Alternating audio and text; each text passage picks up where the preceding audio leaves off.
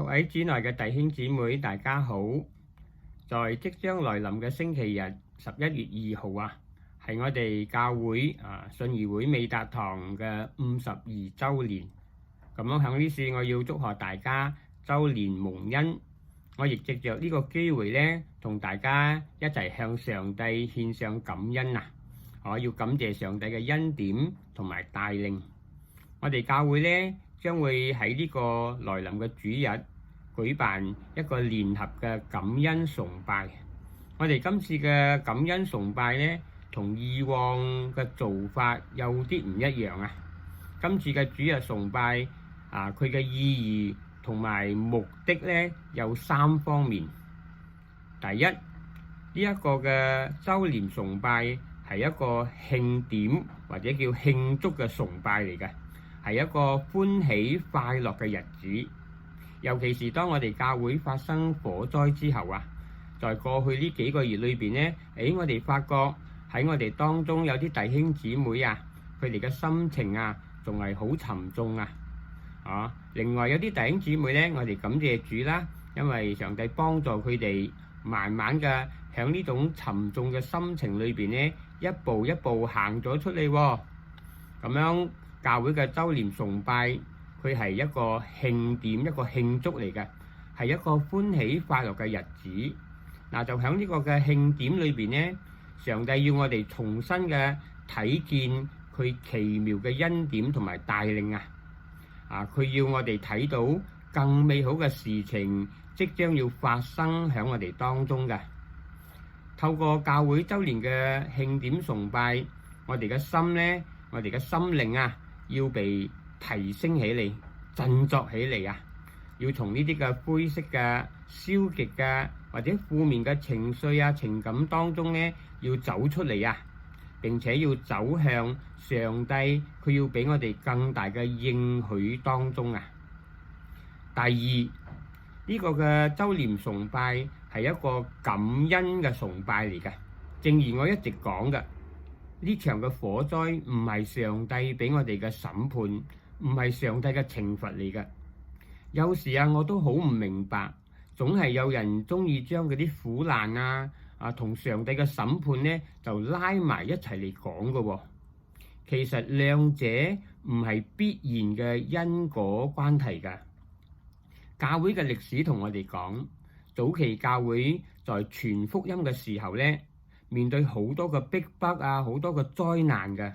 當教會要積極去做神嘅工作嘅時候，當教會要擴展上帝嘅國度嘅時候，好可能，當然唔一定，但係好可能就會有災難性嘅事件會發生嘅。呢個係我哋必須要面對嘅考驗嚟嘅。正如火災啱啱發生冇幾耐應該係隔咗1日啫嘛。我就向大家發送咗一個短信，就引用咗彼得前書第4章12同13節，同大家咁講呢段嘅經文咁講噶嘛，係講親愛嘅弟兄姊妹，有火煉嘅試驗臨到你們，不要以為稀奇，似乎係遭遇非常嘅事咁樣，倒要歡喜快樂。因為你們是與基督一同受苦，使你們在他榮耀顯現的時候可以歡喜快樂嘛。所以教會嘅週年紀念係一個慶典，係一個歡喜快樂嘅日子，亦係我哋要向上帝感謝嘅一個日子。因為我哋嘅上帝應許我哋，佢必定會與我哋同在。佢應許我哋喺呢個世界上冇任何嘅患難可以將上帝嘅愛同我哋隔絕嘅。第三，教會嘅週年崇拜係一個合一同埋團契交流嘅日子嚟嘅。正如我之前講過噶嘛，當我哋要重建教會同埋復興我哋嘅教會嘅時候在過程當中，我哋必須要一齊去克服2個考驗嘅信心同埋合一啦。呢場嘅火災唔係上帝嘅審判，而係上帝俾我哋嘅考驗嚟嘅。上帝容許呢個災難臨到我哋嘅身上，係因為佢準備要俾我哋一個更大嘅祝福。要攞到呢個祝福呢，我哋必須要克服呢兩個考驗嘅，就係對上帝嘅信心同埋對教會信徒嘅合一啦。嗱，作為你哋嘅牧師，我喺呢處要呼籲大家，一定要翻嚟教會同我哋一齊慶祝今次嘅52週年嘅崇拜，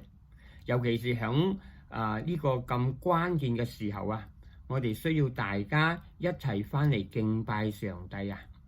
嗱，無論你有冇買飛啊，買嗰個餐票咧嚟參加主日崇拜之後嘅呢個聚餐、呢個午餐都好啊，你有冇買呢個飛都好，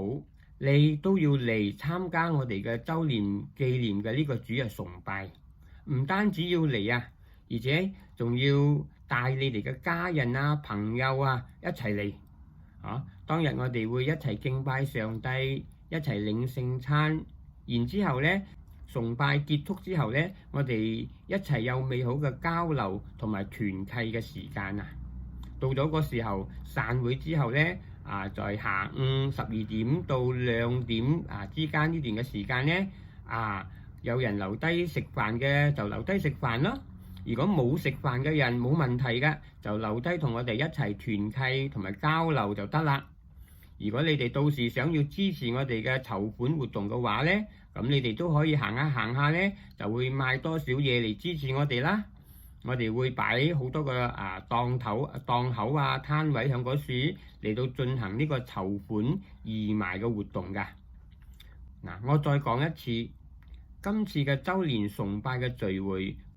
佢主要嘅目標唔係想要籌到好多嘅錢嘅。其實我哋一早已經知道搞咁嘅擺檔仔賣嘢咧，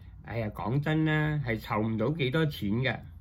但係更重要嘅係弟兄姊妹嘅參與啊，參與去買嘢，參與去賣嘢啊，去做少少嘅嘢，就係讓大家一齊參與關心教會嘅活動咯。讓大家一齊嚟到參與支持教會重建嘅工作啊！呢個正係最重要嘅，因為我哋要重建嘅唔單止係外在嘅建築物啊，而係更多嘅係我哋嘅生命嘅聖殿啊，包括咗重建我哋與上帝嘅關係啦，重建我哋與教會嘅關係啦，重建我哋與其他弟兄姊妹嘅關係㗎。願上帝賜福我哋今次嘅聚會，今次嘅週年嘅崇拜。願上帝賜俾我哋有美好嘅團契同埋交流嘅時間。願上帝賜福大家。阿們。